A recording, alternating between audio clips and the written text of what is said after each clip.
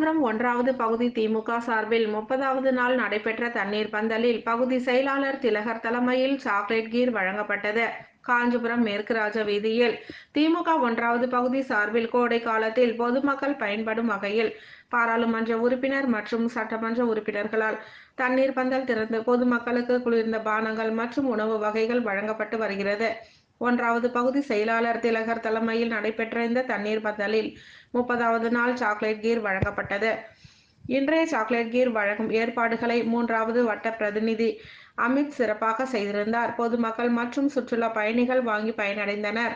இதில் பகுதி துணை செயலாளர் வழக்கறிஞர் வினோத்குமார், குடியரசு வட்ட கழக நிர்வாகிகள் சண்முகம், பூக்கடை சந்தானம், சாகுல் ஹமீத், செந்தில், மாநகர இளைஞரணி அமைப்பாளர் சுகுமார், பிரதிநிதி சுரேஷ் பிரபு, சுரேஷ் உள்ளிட்ட பலர் கலந்து கொண்டனர்.